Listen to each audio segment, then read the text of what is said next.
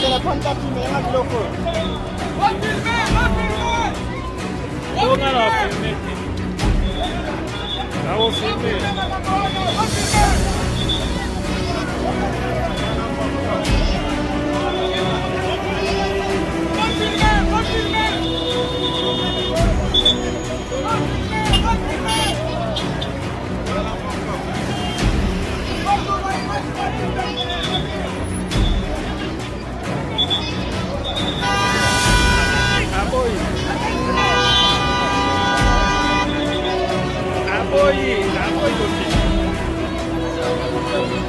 Et bon, non, bon.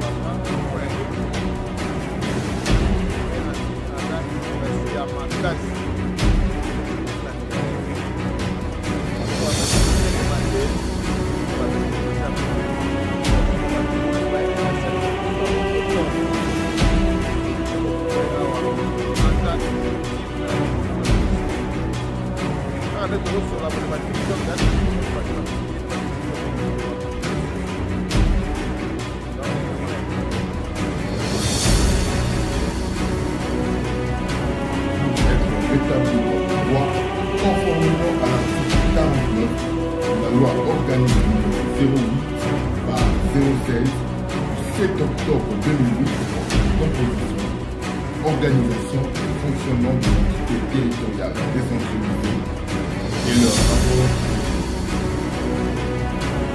Celle-ci stipule que le conseiller communal a droit à une indemnité équitable lui assurant une indépendance. Son Excellence, Monsieur le Président de la République, la Constitution, en son article 36, est claire en cette matière du fait que l'État garantit une rémunération équitable, satisfaisante, assurant aux travailleurs ainsi qu'à sa famille une existence conforme à la dignité humaine. Son Excellence, depuis la validation des pouvoirs et notre installation, nous n'avons perçu aucun ni installation. Société ya bana mboka eye ABK Clean Service, société oyo epesaka le meilleur, société ya nettoyage oyo enettoyaka ba immeuble, ba meuble, ba carreau pe bandaku. Soko zona besoin ndaku na yo engenga benga société ya bana mboka ABK Clean Service. Na domaine oya batante pour robomba mituka pe azali ezali le boss Arsène Basanga Kasongo yende mukolo ABK Clean Service.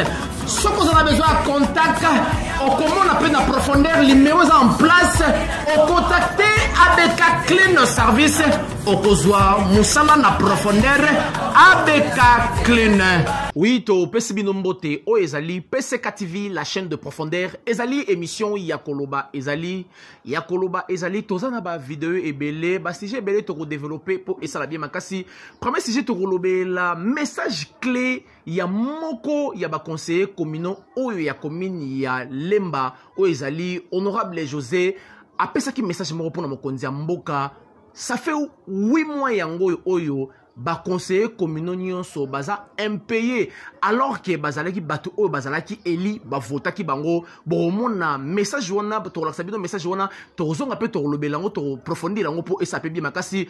Deuxième sujet to lobela comportement ya ba roulage ya Congo to kanite kana gisasa ne ba roulage bazala ba mal à la tête mais tina Lubumbashi biloko wana ezo continuer ezo salma pe o ba takaseri ezo continuer pe to lobela autorité en mboka o azali supérieur na FARDC wana major Soule Alangwe tala niveau ya major ndenge kendaki to la sabino pe ba image wana po esa la pe bien makasi to la sabino pe quelque mo be extrême qui ya sortie officielle ya chancelier des Imwesi oyo abimisi single na na kombo ya pasteur Gaou bomo na clip kitoko maloba kitoko oyo lobi po ya za messager apesa le maire na to la sabino ngo pe to la sabino extrait pe bande d'annonce ya sortie officielle ya ngebunge o ezali générique ya ambassade bourgeois o ekobima ce dimanche bomo na pendenge et kendaki mo extrait ya mukepo et ça la peut bien makasi bo s'abonner na PCK TV, la chaîne de profondeur, bo s'abonner na Nelly Yassana TV et ko sala bien makasi bib dédicace na ba prêtre nyonso o ya Belgique o yo bazana katia kisasa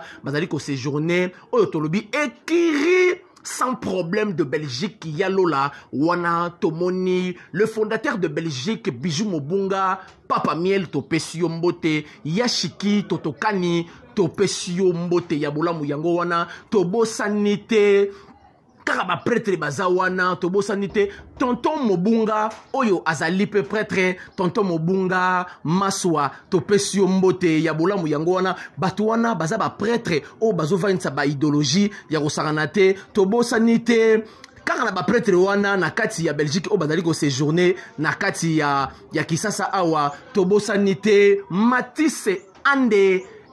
Inesta toujours na ballon na Pesio Mbote Matisse Ande toujours na ballon na Pesio Mbote Tobo Sanité Abali Achachi Ozali prophète monnaie international Tobo Sanité Yaya Boga leader distributeur automatique Topesio Mbote Tobo Sanité la sécrière de Kwilingongo Mama SK Topesio Mbote to kutena no ba image moko moko bongo to zonga to commenter on est ensemble together. À suivre, merci. Pour l'indépendance, dressons nos fronts, longtemps coupés, et pour de bon, prenons le plus bel élan dans la paix. À l'intention de son Excellence, Monsieur le Président de la République, son Excellence Félix Antoine Tshisekedi, élu par le peuple le 20 décembre dernier.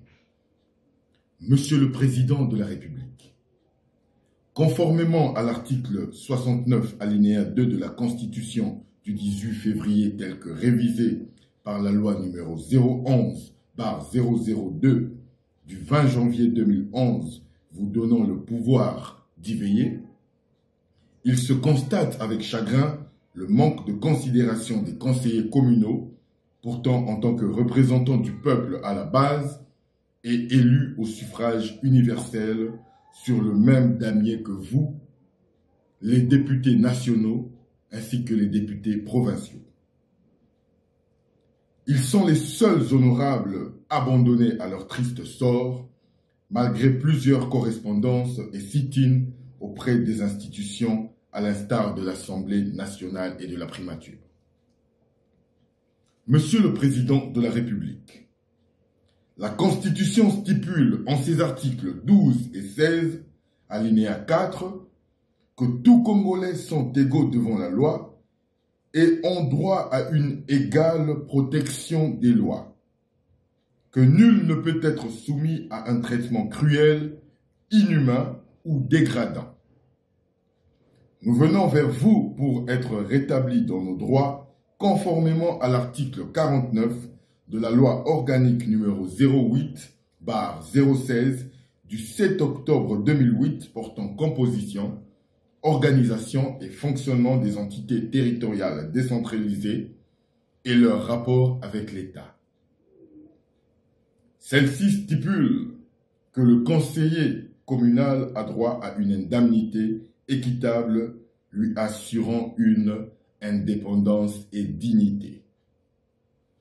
Son Excellence, Monsieur le Président de la République, La Constitution, en son article 36, est claire en cette matière du fait que l'État garantit une rémunération équitable et satisfaisante, assurant aux travailleurs ainsi qu'à sa famille une existence conforme à la dignité humaine.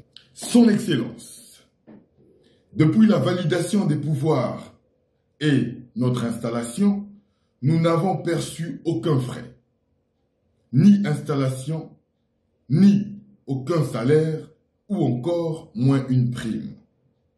À ce jour, 8 mois sont accomplis sans qu'aucune réaction ne soit envisagée. Il est déplorable de voir les honorables se faire déguerpir ou se faire traiter moins que rien à cause de cette situation. Le peuple entier tourne son regard vers vous. Régler ce malaise retrancherait les arguments à vos détracteurs. Monsieur le Président de la République, vous êtes le dynamisateur de cette élection à la base. Il sera mal de ne pas parachever l'œuvre que vous avez initiée. Excellence, Monsieur le Président de la République, il est triste de constater qu'à ce jour, les élections des bourgmestres et leurs adjoints ne sont pas toujours effectives, chose qui crée une incompatibilité entre nommés et élus. Face à cette situation qui déshonore la République, nous vous recommandons ce qui suit. Primo, le droit à la protection. Segundo, l'organisation des élections des bourgmestres et leurs adjoints afin de mettre fin à cette instabilité du pouvoir à la base, car le développement d'une nation commence à la base, et la base, c'est le peuple. Depuis notre indépendance, notre pays a des difficultés de garantir un avenir radieux à sa population. L'inversion des valeurs, la corruption, l'impunité, le viol, les détournements ont atteint un niveau intolérable. Il est plus que temps pour que cela change à travers l'installation d'un véritable pouvoir à la base pour impulser le développement dans nos communautés de base. Tertio, nos frais d'installation ainsi que nos salaires avec rappel. Ainsi, Monsieur le Président de la République, vous ferez justice. Que vivent les entités territoriales décentralisées, que vive la République démocratique du Congo. Je vous remercie.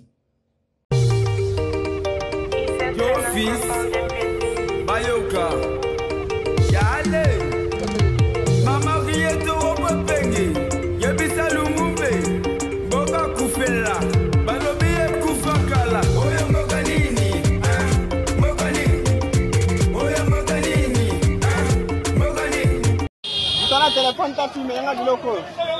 Va filmer. On a filmé. On filmé.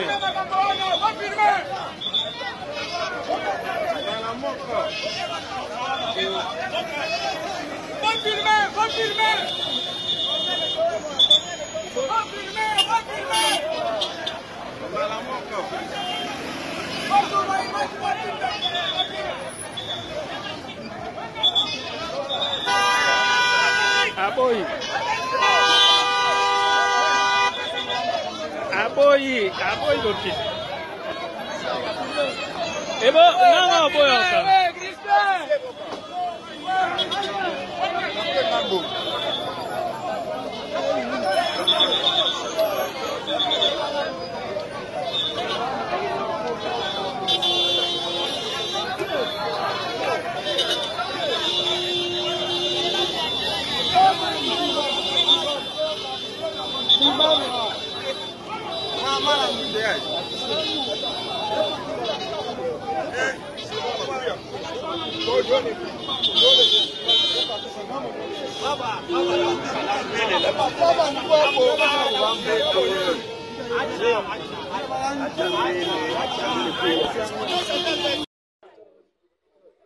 Merci mon colonel.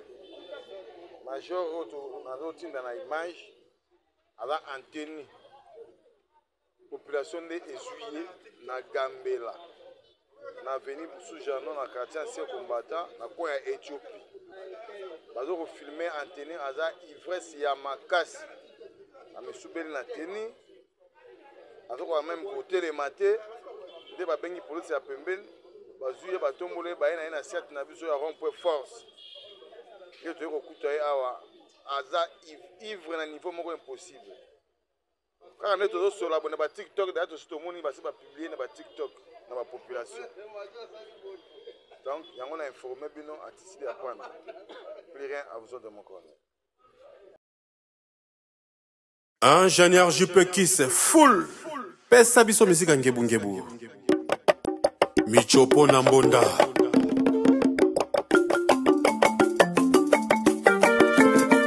Toza déjà na secret. Etikali ba formi baya. Gino Becherel, Saja Moka. Claudine Mosio, ngebu ngebu.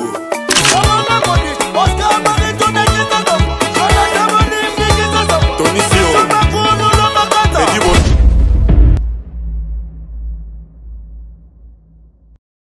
merci ingénieur Willis pour la billet qui toko laxi biso. Et ça passe dans le sujet moro to développer to approfondir en point et ça la paie bien makasi. Première image oyo to senga ki ezalaki image oyo ya honorable José Pascal Dioka o azali conseiller municipal na Lemba wana.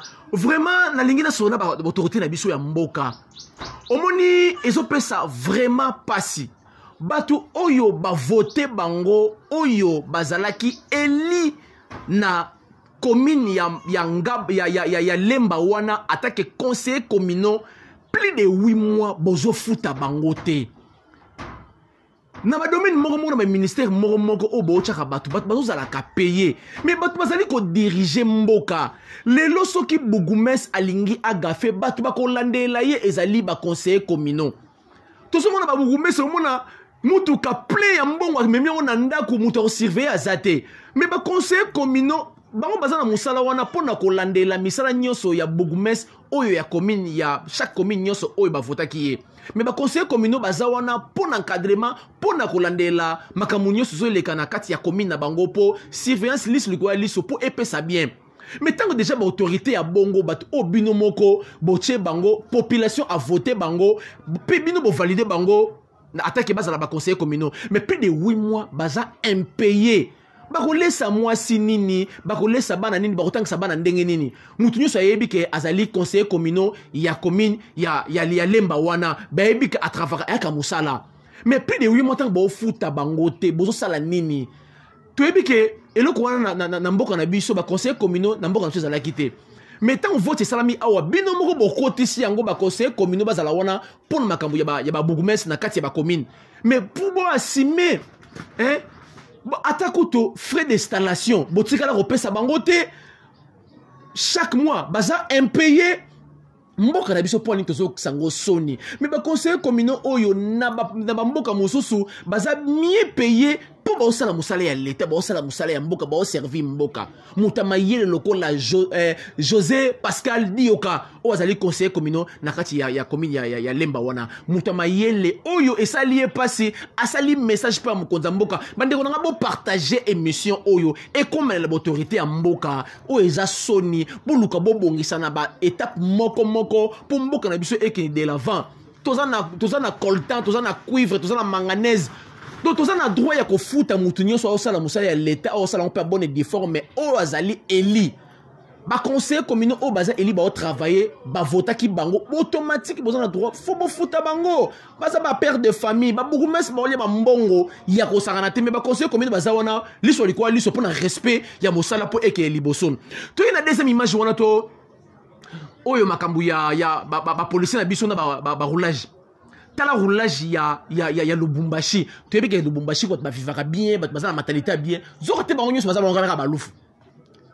Un roulage au kangi chauffeur bobimi plus de 4 et 5. Na zonga na bino kaka na Braza. Ngana kenda Braza roulage kaka na Carrefour. Azaka moko. Oyo azo loba yango ezo salama. Oyo azo linga ezala peka bon roulage moko.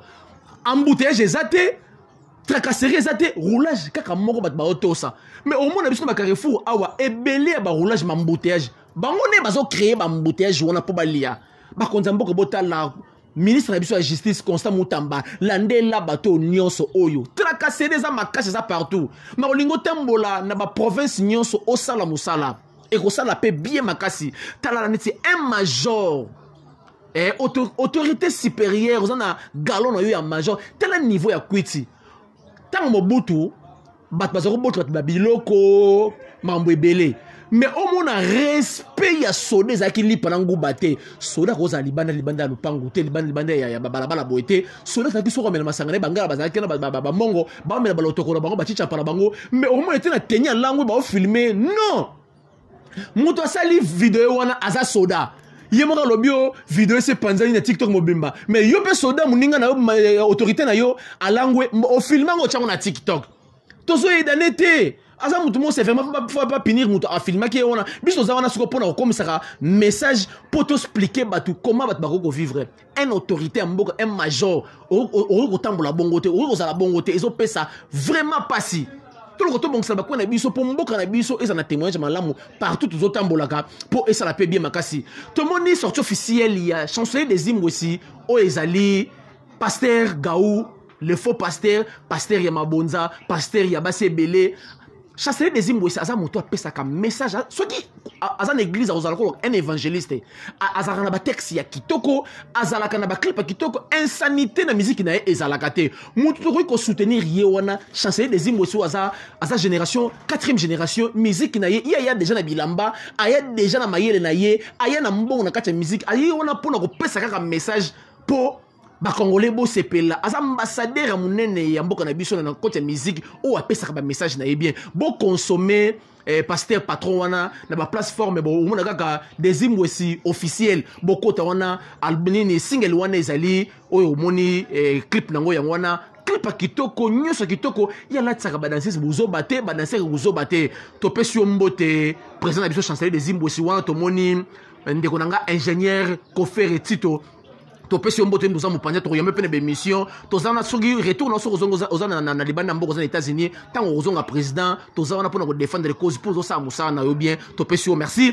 dimanche ezali lokotro to moni single oyo ya ngebu erobima dimanche ezali générique ya makasi ya ambassade bourgeois en tout cas félicitations de konanga et botala to monaki lokotro bimaki bomonaki clip ce qui est le clip, il y a 2024, il y a clip, oh, wana, il y a le koto et Ozangate. Mais dans le dimanche, il y a clip, clip kitoko, son kitoko. Ce qui est parmi les deux clips kitoko, son kitoko, parmi les deux génériques, na clip, il y a Ambassy, Bourgeois, Oyo, Ngebu, générique, dimanche, wana, beaucoup tapé na YouTube, na ye, beaucoup consommango, et que ça la bien makasi, bande ko ça musa na bango bien. Baza à soutenir, faut soutenir bango pour et ça la bien makasi. Lobby ezali samedi, fondation PCK ezali fondation nangai, tout ça la descendre, ba chegi nyoso oyo ya pont, ya changu wana na Pascal.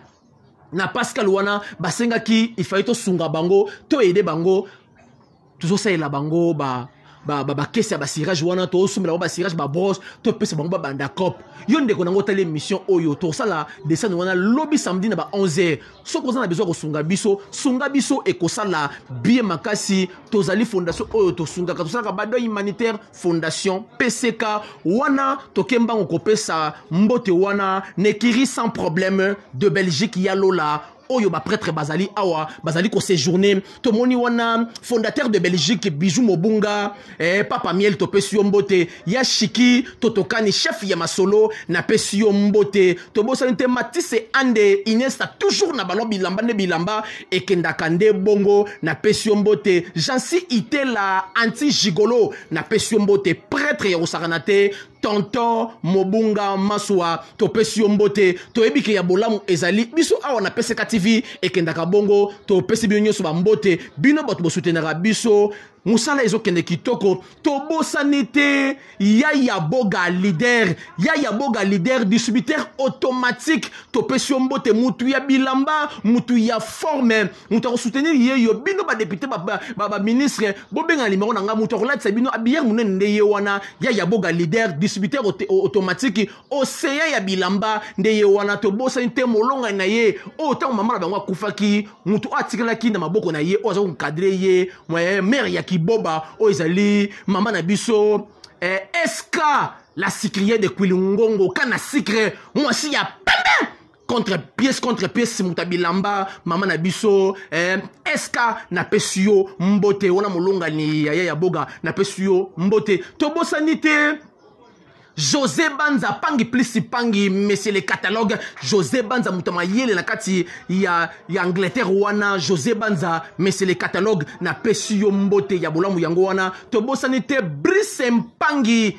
45 ans de pouvoir ya bilamba po mutu banzima yo po banzima yo fo lekepa na ye arbitre ya forme Brice Mpangi na pesi yo mbote na molonga na yo mama Jani Mpangi mère ya Kiboba mama Jani Mpangi mère ya Kiboba na pesi yo mbote ya bolamu yango wana na bosanité un prophète international prophète Israël Mutunzambe abali ya Tchachi na église universelle de Jésus-Christ de Londres na pesi yo mbote l'homme de Dieu l'homme de feu na pesi yo mbote to bosanité original bao oya beta mikili azonga ndeti kaka gambela beti pampa zongi pour le moment azawana changer munene mboka na biso ozana $20,000 ozana $40,000 bero ba franc yaka bungulango et pa ya original bao ako bungulango et ko sala bien makasi les abakouk oye mokile simba mina les abakouk ozana 85% na maboko les abakouk nzamba pambola bino pour musala zo sala ma bien mams si la bisalu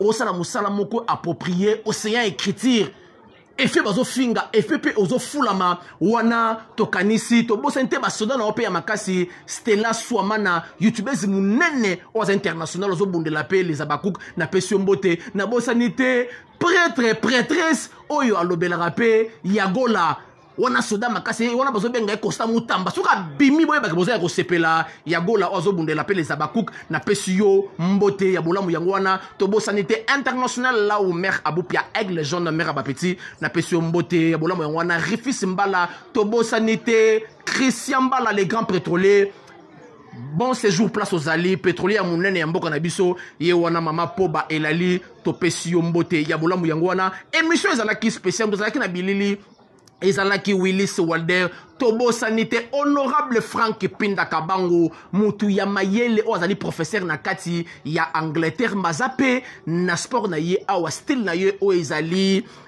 Pinda Kai oyo so ozana besoin aux encadrement pe ozwa bakuri ya bien ozwa pe sport ya bien pour la santé na yo obengi na limona kutu na ba maître baza awa Pinda Kai ya wana ya honorable Frank Pinda Kabango akoyaka na mingi te omona ba descendre ya kosala misala ya sport ya sala na chaque saison chaque temps so kaza dispo asara musala to pesi bango so mbote famille mobimba to kutana bino na be mission mususu on est ensemble together à suivre merci les amis encore PCK TV ya moto na Nzambe Shekina Kipiti veut dire kotala pamba ozopamba siano Nzambe talaka to s'abonner massivement brutalement au chaîne des amours vous abonnez-vous massivement sur la chaîne très éducative, la chaîne du pasteur Shekina Kipiti PCK TV. Les bonnes choses arrivent. Nous vous entendons. Tous les immatures, tous les pasteurs, tous les chrétiens, abonnez-vous, car c'est la chaîne qui vous convient. PCK TV. Les bonnes choses